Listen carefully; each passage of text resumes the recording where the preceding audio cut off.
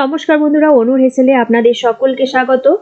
এবার গরম পড়তে শুরু হয়েছে আর এই গরমে খেতে ইচ্ছে করে হালকা, সহজ আর স্বাস্থ্যকর কিছু। আজ নিয়ে এলাম একদম ঘরোয়া স্বাদের সজনে ডাঁটা বেগুন আলু দিয়ে পাতলা ঝোলের রেসিপি। এই ঝোল শুধু সুস্বাদু নয়, শরীর ঠান্ডা রাখে, হজমে সাহায্য করে আর গরমে একদম পারফেক্ট খাবার। অল্প উপকরণে, কম মশলায়, মাত্র কয়েক মিনিটেই তৈরি হয়ে যাবে এই পুষ্টিকর মুখরোচক তরকারিটা। তাহলে দেরি না করে চলুন শুরু করি আজকের গরমের স্পেশাল স্বাস্থ্যকর রেসিপি সজনে ডাঁটা বেগুন আলু দিয়ে পাতলা ঝোল। ভিডিওটা ভালো লাগলে লাইক, কমেন্ট আর সাবস্ক্রাইব করতে ভুলবেন না। সজনে ডাঁটা বেগুন আলুর পাতলা ঝোল বানানোর জন্য আমি এখানে নিয়েছি সজনে ডাঁটা। এখন ডাঁটাগুলো আমি ছোট করে কেটে ডাঁটার গায়ে যে খোসা বা আঁশটা আছে সেটা ছাড়িয়ে নেব। আর দেখুন, ডাঁটাগুলো ঠিক এইভাবে কাটতে হবে, একটা আঙুলের মতো মাপ করে কাটলেই হবে। খুব বেশি বড় সাইজের কাটলে খাওয়ার সময় কিন্তু গলায় খোঁচা লাগতে পারে, তাই ছোট ছোট করে এইভাবে কেটে নিতে হবে। সব ডাঁটাগুলো আমি ছোট টুকরো করে কেটে নিয়েছি। এবার ডাঁটার গায়ে যে খোসাগুলো আছে সেগুলো কেটে নেব। দেখুন, এইভাবে বটিতে লাগিয়ে একটু করে টান দিলেই খোসাগুলো কিন্তু খুব সুন্দরভাবে ছেড়ে যাবে। আমি কাজটা বটিতে করছি, আপনারা চাইলে কিন্তু ছুরি দিয়েও করতে পারেন। আর যতটা সম্ভব খোসাগুলো টেনে টেনে ছাড়িয়ে নিতে হবে, তা না হলে খাওয়ার সময় কিন্তু গলাতে খুব লাগে খোঁচা। তাই এইভাবে একদম পরিষ্কার করে ছাড়িয়ে নিলে খেতে বেশি ভালো লাগে। প্রত্যেকটা ডাঁটার টুকরো আমি খুব ভালোভাবে খোসাগুলো ছাড়িয়ে নিচ্ছি। সব ডাঁটার খোসাগুলো ছাড়িয়ে নেওয়া হয়ে গেছে। এবার কেটে নেব আলু। আমি এখানে দুটো মিডিয়াম সাইজের আলু নিয়েছি। প্রথমে আলুর খোসা ছাড়িয়ে নিচ্ছি। ভালোভাবে আলুর খোসা ছাড়িয়ে নেওয়া হয়ে গেছে। এবার আলুটাকে মাঝ বরাবর কেটে নিয়ে আলুটাকে লম্বা লম্বা টুকরো করে কেটে নেব। দেখুন, আলুগুলো কিন্তু আমি লম্বা লম্বা টুকরো করে কেটে নিয়েছি। এবার কেটে নিচ্ছি বেগুন। আমি এখানে একটা মিডিয়াম সাইজের বেগুন নিয়েছি। বেগুনটাকেও ডাঁটা আর আলুর মতো ঠিক একইভাবে লম্বা লম্বা টুকরো করে কেটে নেব। দেখুন, বেগুনটাকেও আমি লম্বা লম্বা করে কেটে নিয়েছি। রান্নাটা করবার জন্য সবজি কেটে নেওয়া হয়ে গেছে। এবার রেডি করে নেব মশলাটা।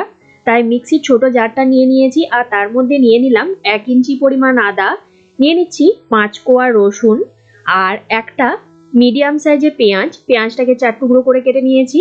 দিয়ে দিলাম একটা মিডিয়াম সাইজের টমেটো আর ঝাল অনুযায়ী 2টো কাঁচা লঙ্কা। আপনারা আপনাদের স্বাদ অনুযায়ী ঝালটা দিয়ে নেবেন। ভালো করে মশলাটা পেস্ট করে নিয়েছি। এবার রান্নাটা শুরু করব। তাই কড়াইয়ের মধ্যে দিয়ে দিলাম 3 টেবিল চামচ সরষের তেল। তেল ভালোভাবে গরম হয়ে গেছে। তেলের মধ্যে দিয়ে দিচ্ছি লম্বা টুকরো করে কেটে রাখা আলু। আলুর মধ্যে দিয়ে দেব সামান্য পরিমাণ হলুদ আর সামান্য পরিমাণ নুন। গ্যাসের ফ্লেমটাকে মিডিয়ামে রেখে নাড়াচাড়া করে আলুটাকে হালকা লাল করে ভেজে নেব। এই রান্নাটা করতে যতটা সহজ, খেতেও কিন্তু ভীষণ ভালো হয়। গরম গরম ভাতের সাথে এই ঝোলটা খেতে কিন্তু দারুণ লাগে। আলুটা হালকা লাল করে ভেজে নেওয়া হয়ে গেছে। এখন আমি এই আলুটাকে তুলে একটা পাত্রের মধ্যে রেখে দিচ্ছি। তারপর ওই তেলের মধ্যে ভেজে নেব লম্বা টুকরো করে কেটে রাখা বেগুন। বেগুনের মধ্যে আমি কোনো নুন দেব না, সামান্য পরিমাণ হলুদ দিয়ে বেগুনটাকে নাড়াচাড়া করে ভেজে নেব। একটু লাল করে বেগুনটা ভেজে নেব।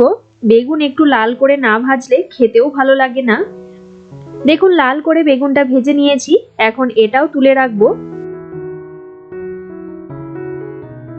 আলু আর বেগুন ভেজে নেওয়া হয়ে গেছে। এবার ওই কড়াইয়ের মধ্যে দিয়ে দেব 1 টেবিল চামচ সরষের তেল। ফোড়নে দেব একটা শুকনো লঙ্কা। লঙ্কাটাকে আমি ফাটিয়ে নিয়ে তারপর তেলের মধ্যে দিয়ে দিলাম। আর দিয়ে দিচ্ছি হাফ চা চামচ 5 ফোড়ন। নাড়াচাড়া করে ফোড়নটাকে একটু ভেজে নেব। ফোড়ন থেকে যখন সুন্দর একটা গন্ধ বের হতে শুরু হবে, তখন এর মধ্যে দিয়ে দেব আগের থেকে তৈরি করে রাখা বাটা মশলাটা, যার মধ্যে আছে আদা, রসুন, পেঁয়াজ, কাঁচা লঙ্কা, টমেটো, সমস্ত কিছু একসাথে বেটে রেখেছিলাম, সেটা দিয়ে দিলাম। গ্যাসের ফ্লেমটাকে লো টু মিডিয়ামে রেখে নাড়াচাড়া করে মশলাটাকে খুব ভালো করে কষিয়ে নেব। যতক্ষণ পর্যন্ত না মশলার কাঁচা গন্ধ চলে যাচ্ছে ততক্ষণ পর্যন্ত মশলাটা ভালোভাবে কষাবো। মশলা ভালোভাবে কষিয়ে নেওয়া হয়ে গেলে এর মধ্যে দিয়ে দেব কিছু গুঁড়ো মশলা, যেমন দিয়ে দিচ্ছি 1 চা চামচ ধনে গুঁড়ো, হাফ চা চামচ জিরে গুঁড়ো আর দেব স্বাদ মতো নুন। দেব 1 চা চামচ হলুদ গুঁড়ো, আর 1 চা চামচ কাশ্মীরি লঙ্কার গুঁড়ো। এতে রংটা ভীষণ সুন্দর হবে রান্নার, তবে ঝালের জন্য আমি কাঁচা লঙ্কাই ব্যবহার করেছি।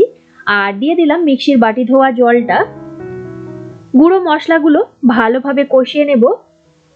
যতক্ষণ পর্যন্ত না মশলা থেকে তেল ছাড়ছে ততক্ষণ পর্যন্ত মশলাটা খুব ভালোভাবে কষাবো।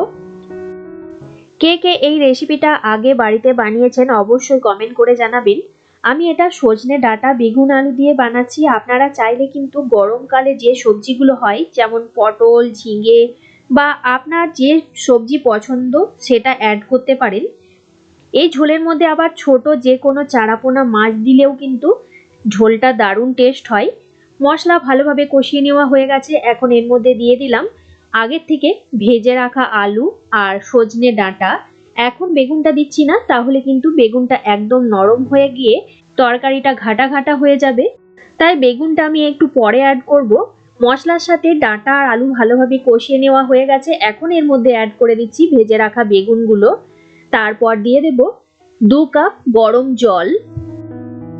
আপনারা যদি পাতলা ঝোল খেতে পছন্দ করেন তাহলে জলটা একটু বেশি পরিমাণে দেবেন, আর যদি একটু মাখা মাখা করতে চান তাহলে জলটা একটু কম দেবেন।